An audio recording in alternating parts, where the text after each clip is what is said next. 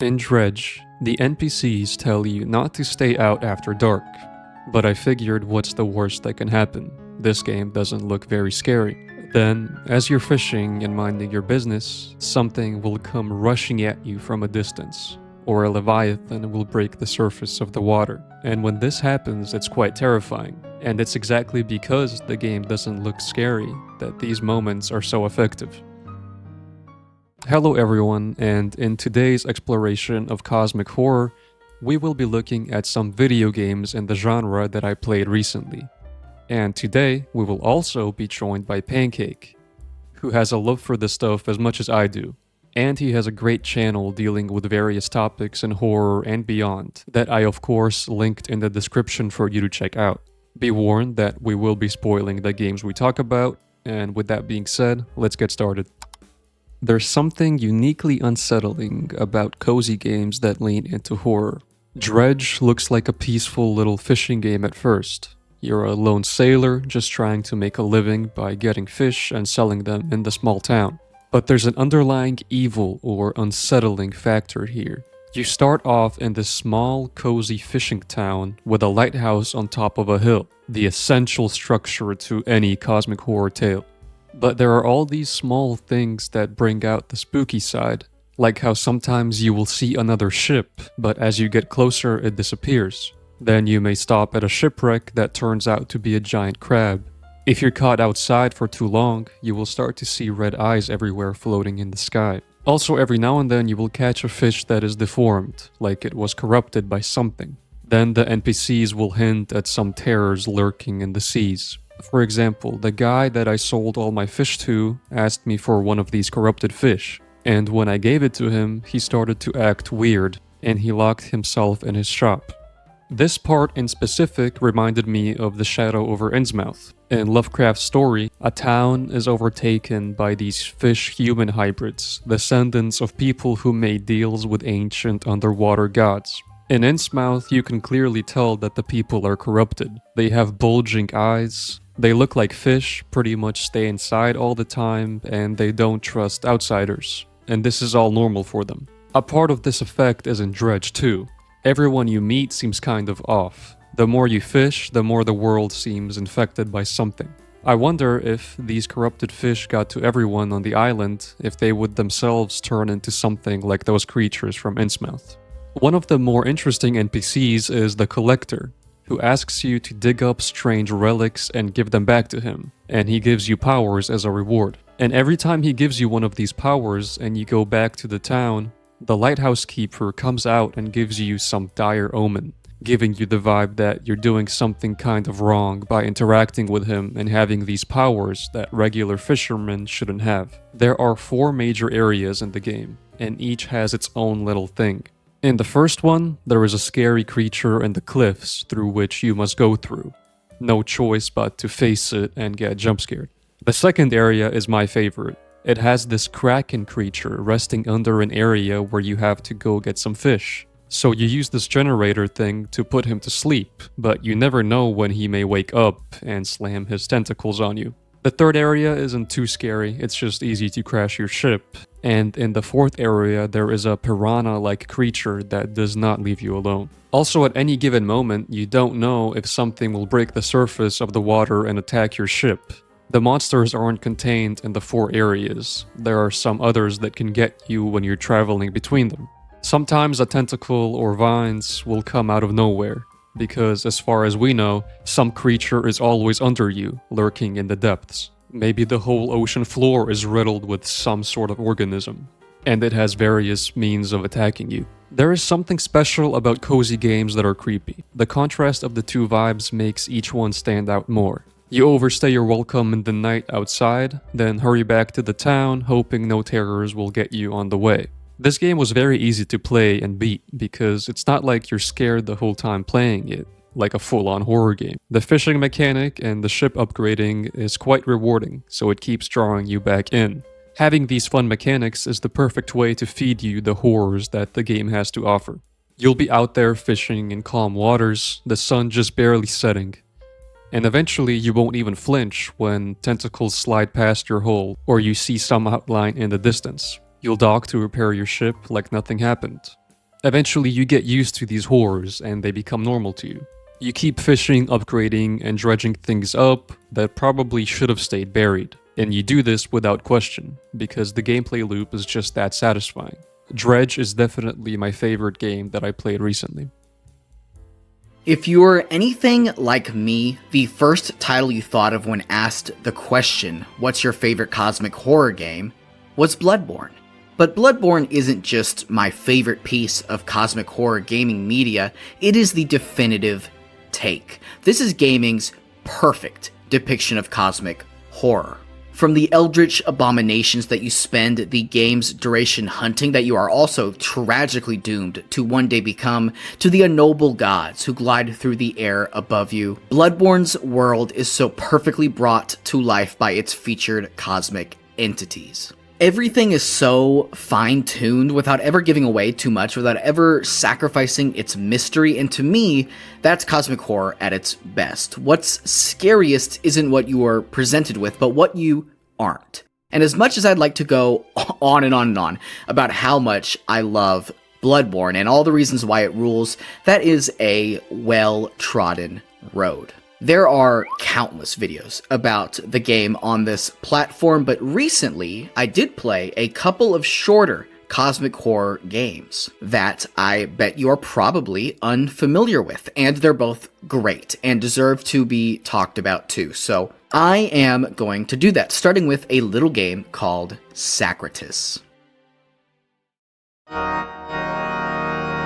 Sacritice was made in just 6 days for a game jam by an itch.io user called Nafils, and it features an absolutely gripping setup. In Sacritice, God's face has been stolen, so now once a year, every year, someone on Earth is chosen at random to give God their face. You play as this year's unlucky donor, but you really don't want to give up your face. So much so that you end up striking a bargain with this god. In exchange for bringing him 3 other faces, you get to keep yours, and you obtain these faces by bartering with a series of other stranger higher beings. There's like a fish god who desires to have arms, and there's this thing, which reminds me of the pea shooters from Plants vs. Zombies.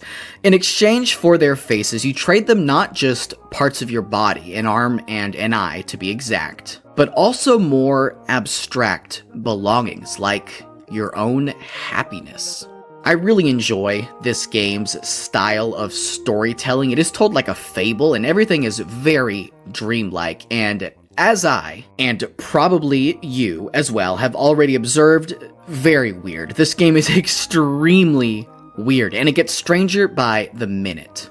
I'm not going to spoil any of its 3 endings because the game is not lengthy. It's pretty short. It only took me about 15 minutes to play through it and get all the different endings. Oh, and also, it is free, so I would definitely recommend checking this one out for yourself, as I would another little piece of cosmic horror brilliance, a freaky little game called Discover My Body.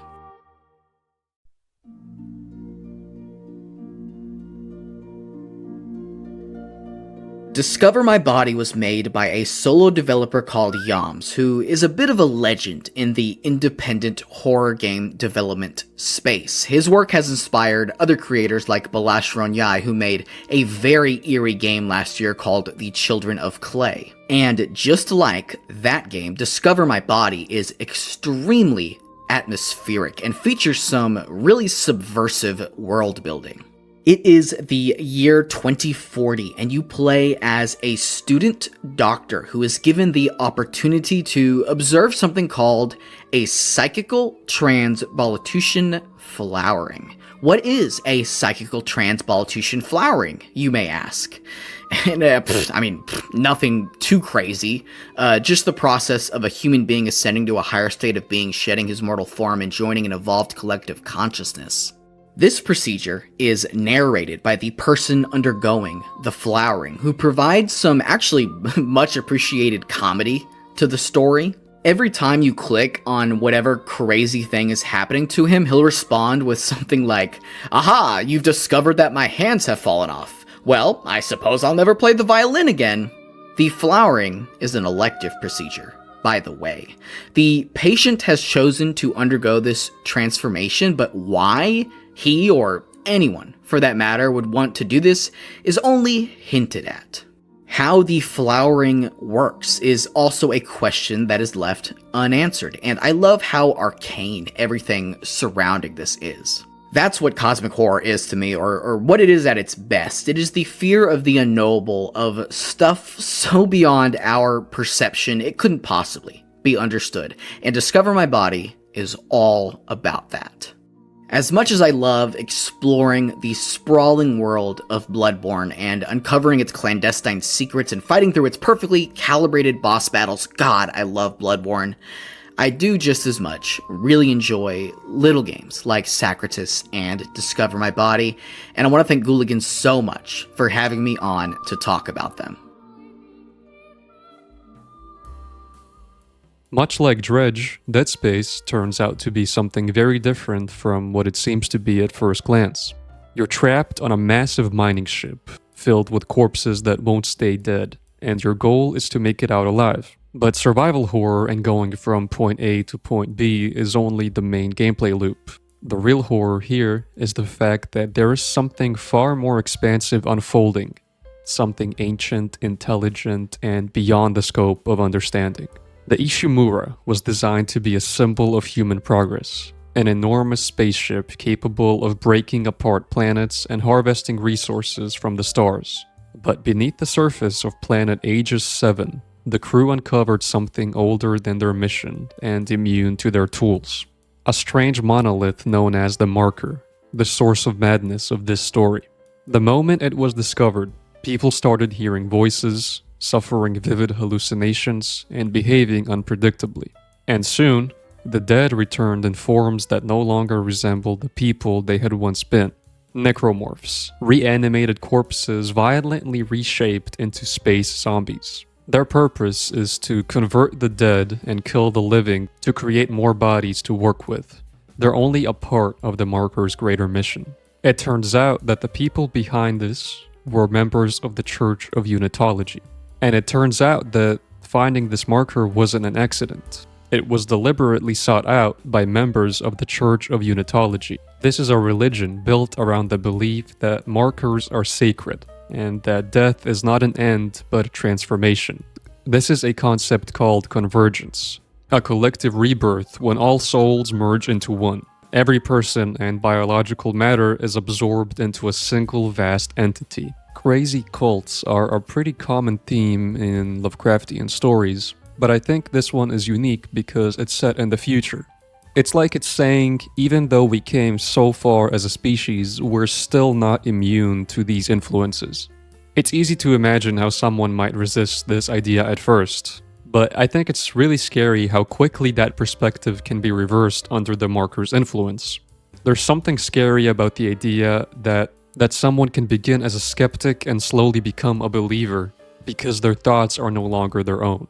Through the logs and messages on the ship, it becomes clear that the marker on this planet is not the only one. It has happened before, and every time convergence happens, a brethren moon is formed. This is the final goal of convergence. Massive planetary-scale organisms composed of countless absorbed life forms, driven by a unified will and sustained by the biological matter of entire civilizations. Necromorphs, as scary as they are only the first step in the process. What the marker is truly building toward is the creation of another moon. And when you look back to what the player is actually doing, it's going from one point of the ship to another, repairing centrifuges, engines, security systems, and just about everything that could be broken on a spaceship. But it's like using a bucket to take out water from a sinking cruise ship. Because everything here is doomed, and no matter how many things you fix, the marker is going to win. The next game I played is called Cursed Light, A Ritual of Madness.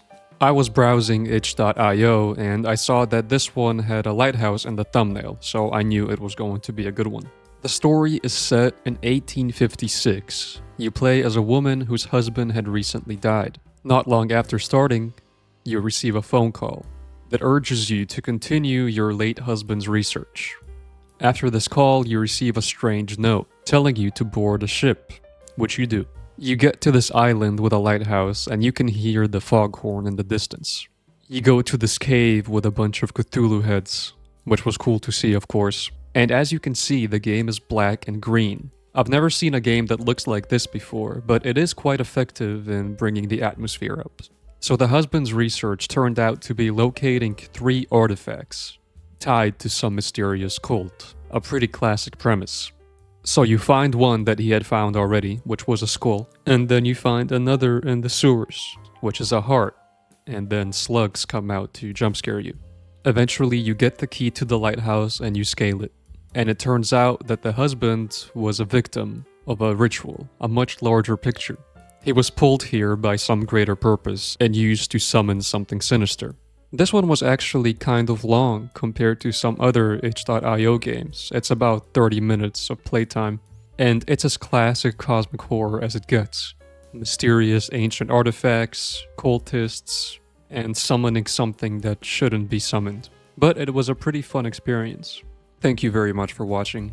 These were some cool cosmic horror games that me and Pancake played recently. Dredge was definitely my favorite out of the ones I played, and I will probably end up getting the expansions for it. Also, I did talk about Dead Space in a previous video, but I didn't beat it at that time, and there were some more things that I wanted to say about it. Be sure to check out Pancake's channel if you're interested in this kind of content, and once again, thank you for watching, and I'll see you next time.